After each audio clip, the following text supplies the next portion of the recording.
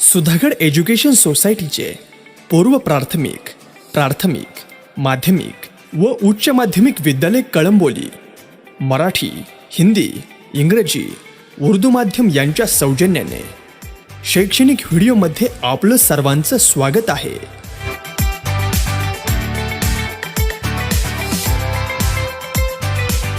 Hello students, welcome to educational video for 9th standard of semi English medium students. Subject Science and Technology part 1, lesson number 13, carbon and important element. This is second video out of 4 videos of this lesson. Dear students, in this video we are going to learn crystalline form of carbon, fullerene. After that, non-crystalline or amorphous form of carbon. After that, hydrocarbons. And in the last of this video, we are going to learn saturated and unsaturated hydrocarbons. Let us see about information of fullerene. Now look at these pictures. This picture is of structure of fullerene C60. It is also called as buckyball. And this is bucky tube, carbon nanotube. These are the two pictures. Look at these pictures carefully. Fullerene, an allotrope of carbon, is rarely found in nature. fullerene हे कार्बनचं असं अपरूप आहे जे खूप कमी प्रमाणामध्ये निसर्गामध्ये आढळतं. fullerene, an allotrope of carbon, is rarely found in nature. It is found in soot and in interstellar space. fullerene हे काजळीमध्ये सापडतं. आता समजा एखादा दिवा लावला तर त्याच्यावरती जी काजळी निर्माण होते त्या काजळीमध्ये fullerene आढळतं. It is found in suit and in Interstellar space. आणि ताऱ्यांच्या आदल्या मधल्या ज्या जागा असतात त्या जागातील ढगांमध्ये ते सापडतं. The first example of fullerene is Buckminster fullerene C60. हे पहिलं उदाहरण आहे. The first example of fullerene is Buckminster fullerene, that is C60. हे पहिलं उदाहरण आहे fullereneचं. This allotrope of carbon is named fullerene after the architect Richard Buckminster Fuller because the structure of C60 resembles the structure of the geodesic dome he designed. Buckminster fullerene हे fullereneचं पहिलं उदाहरण आहे. तर Richard बकमिन्स्टर Fuller या वास्तुशास्त्रज्ञाने केलेल्या गोलाकार घुमटेच्या रचनेवरून कार्बनच्या या अपरूपाला fullerene अशा प्रकारचं नाव देण्यात आलेलं आहे. हॅरोल्ड क्रोटो, रॉबर्ट कर and Richard Smalley were given the Nobel Prize in Chemistry 1996 for the discovery of this carbon allotrope fullerene C60. C60 या fullereneच्या कार्बनी अपरूपाच्या शोधासाठी हॅरोल्ड क्रोटो, रॉबर्ट कर आणि रिचर्ड स्मॅली यांना 1996 चे रसायनशास्त्राचे नोबेल पारितोषिक देण्यात आलं. C60, C70, C76, C82 and C86 are other examples of fullerene. Their molecules occur in small numbers in soot. C60, C70, C76, C82 आणि C86 ही fullereneची आणखी काही उदाहरणं आहेत आणि यांचे रेणू निसर्गात थोड्या प्रमाणामध्ये काजळीमध्ये आढळतात. Now we learn about properties and uses of fullerene. First property of fullerene is molecules of fullerenes are found in the form of buckyballs and buckytubes. fullereneचे रेणू हे बकीबॉल बकीट्यूब या स्वरूपात आढळतात. जस्ट आपण त्यांची पिक्चर्स पाहिली. So first property is molecules of fullerenes are found in the form of buckyballs and buckytubes. Second property is there are 30 to 900 carbon atoms in one molecule of a fullerene. fullereneच्या एका रेणूमध्ये साधारणतः 30 ते 900 कार्बनचे अणू असतात. Third property of fullerene is fullerenes are soluble in organic solvent such as carbon disulfide, chlorobenzene. fullerene कार्बनी द्रावकांमध्ये द्रावणीय असतात. Organic सॉल्व्हंट्स मध्ये ते dissolve होतं. त्याचे उदाहरण आहेत कार्बन डायसल्फाइड मध्ये fullerene डिझॉल्व्ह होतं. क्लोरोबेन्झिन मध्ये सुद्धा fullerene हे डिझॉल्व्ह होतं. Now uses of fullerene. fullerenes are used as insulators. fullereneचा उपयोग विसंवाहक म्हणून होतो, म्हणजे इन्सुलेटर म्हणून होतो. fullerenes are used as a catalyst in water purification. जलशुद्धीकरण जी करण्याची जी प्रक्रिया आहे त्याच्यामध्ये fullereneचा कॅटलिस्ट म्हणून उपयोग होतो. At a certain temperature, fullerene exhibits superconductivity. एका ठराविक तापमानाला fullerene अतिवाहकता हा गुणधर्म म्हणजे सुपर कंडक्टिव्हिटी हा गुणधर्म दाखवतो.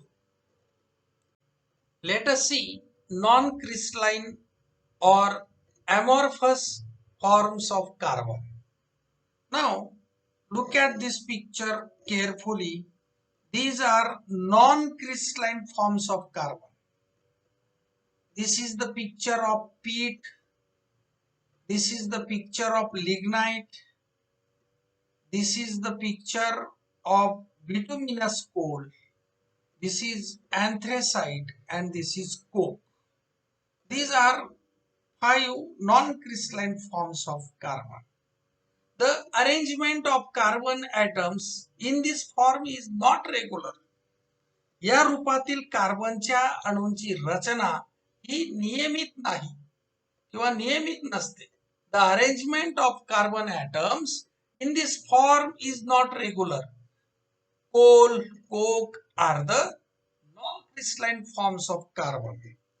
दगडी कोळसा, लोणारी कोळसा, कोक ही कार्बनची अस्फटिकी म्हणजे नॉन क्रिस्टलाइन फॉर्म्स आहेत. So first we see about coal. Coal is a fossil fuel. दगडी कोळसा, कोल म्हणजे दगडी कोळसा हे एक जीवाश्म इंधन आहे, फॉसिल फ्युएल आहे. Coal is a fossil fuel. It contain carbon, hydrogen and oxygen. It also contains nitrogen, phosphorus and sulphur. तर या कोल मध्ये कार्बन, हायड्रोजन आणि ऑक्सिजन असतो आणि थोड्या प्रमाणामध्ये नायट्रोजन, फॉस्फरस आणि सल्फर हे सुद्धा असतात.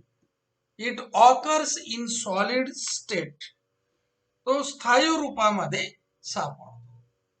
It is of 4 types. आता ह्या कोलचे पुन्हा 4 प्रकार आहेत. फर्स्ट वन इज पीट. आता पीट काय प्रकार आहे ते बघूया. This is the picture of peat. Formation of peat is the first step in the formation of coal. कोळसा तयार होतानाची पहिली पायरी म्हणजे पीट. Formation of peat is the first step in the formation of coal. It contains a high proportion of water and less than 60% of carbon. त्याच्यामध्ये म्हणजे पीट मध्ये मोठ्या प्रमाणामध्ये पाणी असतं आणि 60% कमी कार्बन असतो. Therefore, not much heat can be obtained from peat. आणि म्हणून याच्यापासून कमी प्रमाणामध्ये उष्णता मिळते. Second type of coal is lignite. Peat was transformed into lignite due to increased pressure and temperature inside the earth. जमिनीच्या आतमध्ये प्रेशर आणि टेम्परेचर वाढल्यामुळे या पीठचं लिग्नाइट मध्ये कन्व्हर्शन होतं. It contains 60 to 30% of carbon. या लिग्नाइट मध्ये 60 ते 70% कार्बन असतो. Lignite is the second step of the formation of the coal. कोळसा तयार होण्याची दुसरी पायरी म्हणजे लिग्नाइट होय. Third type of coal is bituminous coal. This is the picture of bituminous coal. Bituminous coal was formed as the third step of formation of coal. It contains 70 to 90% of carbon. कोळशाच्या निर्मितीच्या तिसऱ्या पायरीत bituminous तयार होतो. म्हणजे पीठ पहिली पायरी, lignite दुसरी पायरी आणि तिसरी पायरी म्हणजे कोल. याच्यामध्ये 70 ते 90% कार्बन असतो. And fourth type of coal is anthracite.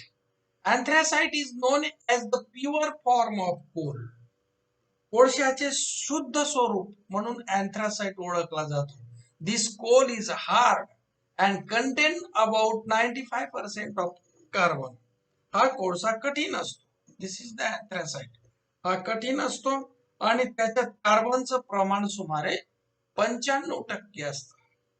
Let us see about charcoal. आता चारकोल म्हणजे आपण जे नेहमीच्या कोळसा बघतो तो म्हणजे चारकोल आहे. म्हणजे अपुरं लाकूड अपुऱ्या हवेमध्ये जर जाळलं तर जो तयार होतो कोळसा तयार होतो त्यालाच आपण चारकोल असं म्हणतात.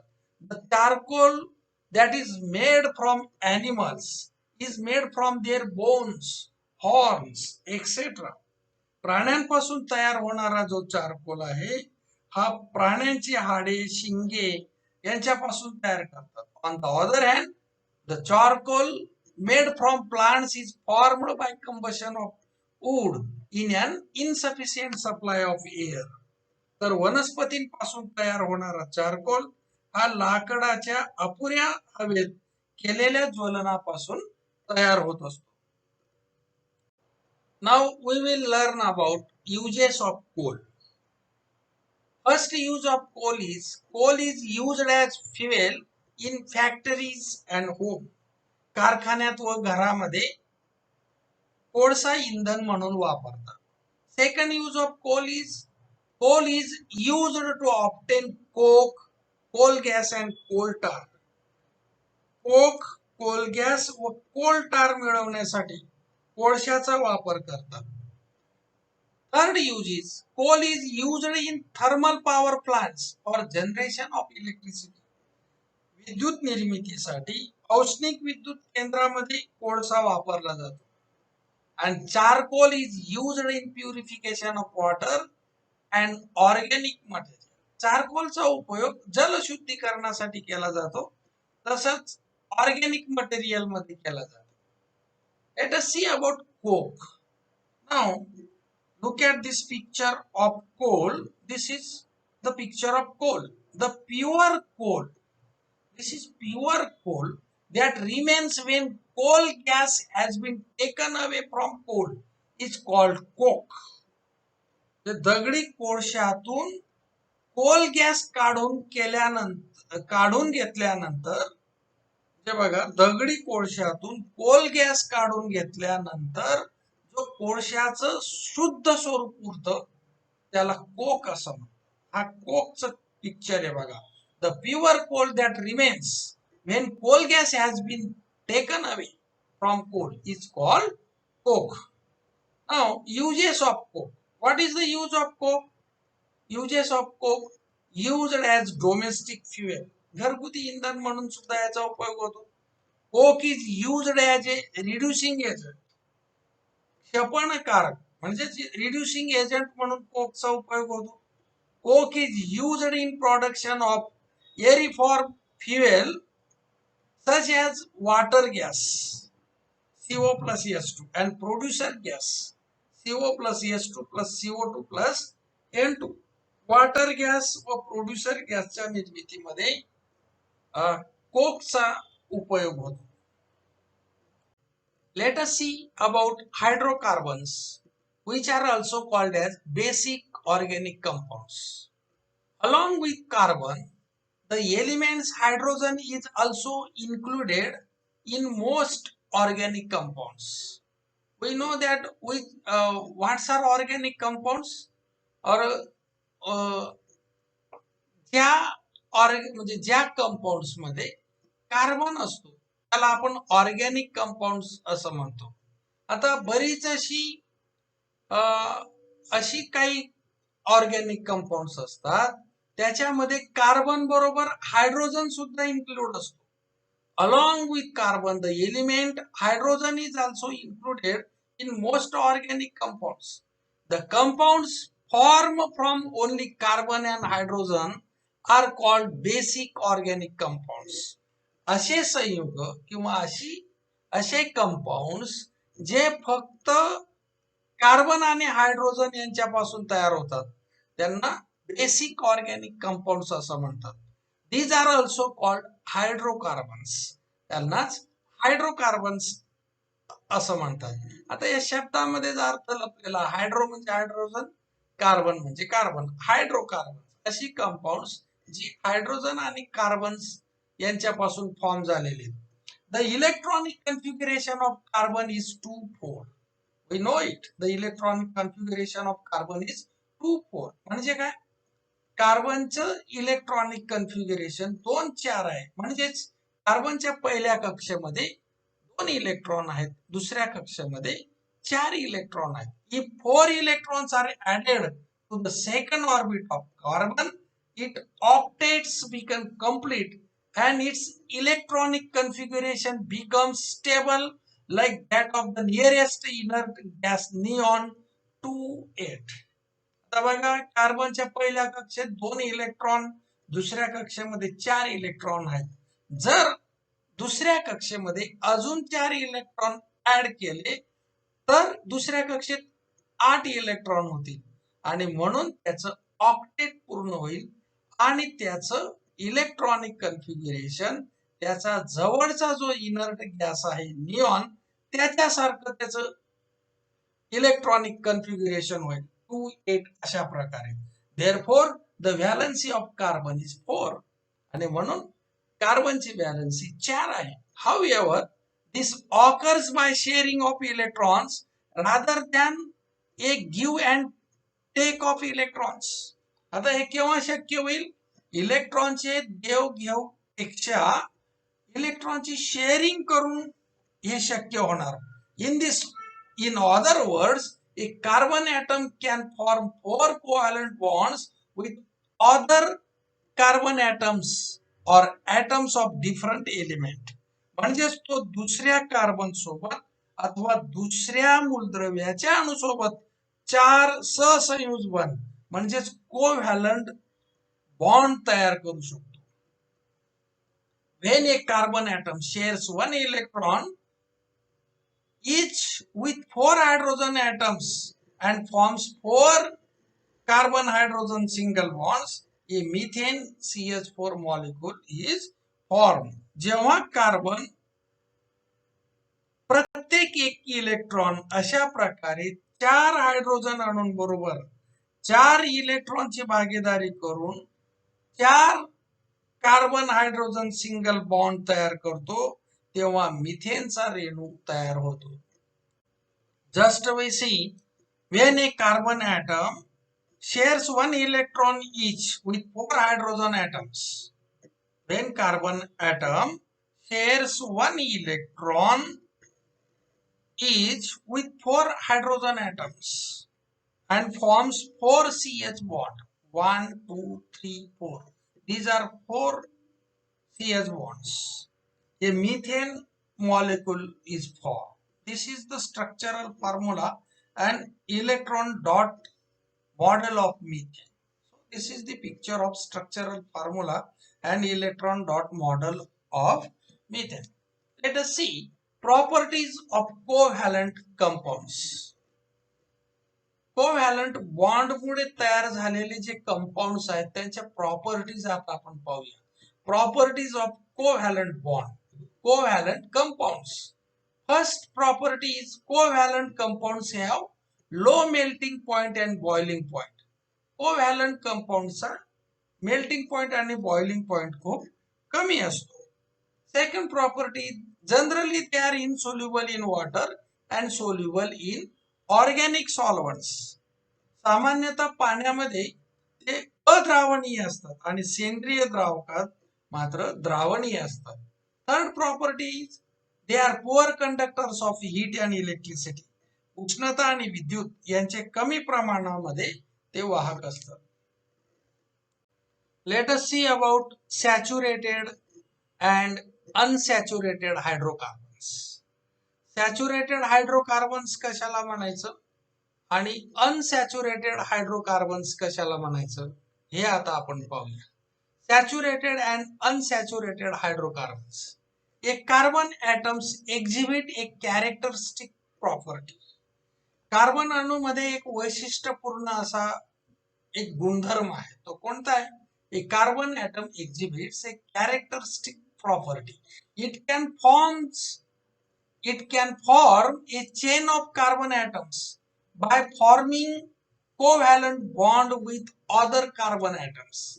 एक कार्बन अणू दुसऱ्या अणूबरोबर कोव्हॅलंट बॉन्ड तयार करून एक शृंखला तयार करतो, साखळी करतो. तो इतर कार्बन अणूंबरोबर कोव्हॅलंट बॉन्ड करून कार्बन अणूंची साखळी तयार करू शकतो, शृंखला तयार करू शकतो. The hydrocarbons having only single bonds between carbon atoms are called saturated hydrocarbons. Very simple. What is saturated hydrocarbons? Saturated hydrocarbons कशाला म्हणायचं की ज्या हायड्रोकार्बन कंपाऊंड्स मध्ये जे सिंगल बॉन्ड असतात, कार्बन कार्बन अणूंमध्ये फक्त सिंगल बॉन्ड असेल तर त्याला सॅच्युरेटेड हायड्रोकार्बन असं म्हणतात. ज्या हायड्रोकार्बनच्या सर्व कार्बन अणूंमध्ये फक्त सिंगल बॉन्ड असतो त्यांना सॅच्युरेटेड हायड्रोकार्बन्स असं म्हणतात. For example, ethane C2H6 which is CH3 single bond CH3. Then second example is of propane, CH3 single bond CH2 single bond CH3. आता बघा याच्यामध्ये इथेन आणि प्रोपेन मध्ये सिंगल बॉन्ड आहेत फक्त कार्बन कार्बन अणूमध्ये आणि म्हणून हे सॅच्युरेटेड हायड्रोकार्बनचे उदाहरण आहे. तर what is unsaturated hydrocarbons? Some hydrocarbons have a multiple bond between two carbon atoms. काही हायड्रोकार्बन्सच्या दोन कार्बन अणूंमध्ये, काही हायड्रोकार्बन मधील दोन कार्बन अणूंमध्ये बहुबंध असतो, म्हणजे मल्टिपल बॉन्ड असतो. Multiple bond, a multiple bond can be double bond और ए ट्रिपल बॉन्ड. मग तो मल्टिपल बॉन्ड हा डबल बॉन्ड असू शकतो किंवा ट्रिपल बॉन्ड असू शकतो. Hydrocarbons having at least one multiple bond are called unsaturated hydrocarbons. असं हायड्रोकार्बन की ज्याच्या कार्बन कार्बन अणूमध्ये निदान एक मल्टिपल बॉन्ड असतो, जे तो डबल बॉन्ड असू शकेल किंवा ट्रिपल बॉन्ड असू शकेल, अशा हायड्रोकार्बन्सना अनसॅच्युरेटेड हायड्रोकार्बन्स असं म्हणायचं. Hydrocarbons having at least one multiple bond are called unsaturated hydrocarbons. For example, ethene CH2 double bond CH2, ethine HC triple bond CH, propene CH3 single bond CH double bond CH2. बघा एक तरी double bond इथं आहे. Propyne CH3 single bond C means carbon triple bond CH. आता या ठिकाणी triple bond आहे म्हणून हे अनसॅच्युरेटेड हायड्रोकार्बन्स आहे. Now use your brain power. As an electric charge form on atoms when a covalent bond is formed between them. Does the electric charge form on atoms when a covalent bond is formed between them. Electric charge covalent bond तयार होत असताना अणूंवर प्रभार निर्माण होतो का? Does an electric charge form on atoms when a covalent bond is formed between them? The answer is no. There is no electric charge on atoms when a covalent bond is formed in between them. And second question is, why is a single bond between two carbon atoms strong and stable? The answer of this question is, a carbon-carbon single bond is a covalent bond formed by mutual sharing of two electrons, one from each of the two atoms. As the electron pair is shared amongst the two atoms, the carbon-carbon single bond is strong and stable. So students, this is enough for this video. Remaining part of the lesson we will learn in our next video. Thank you.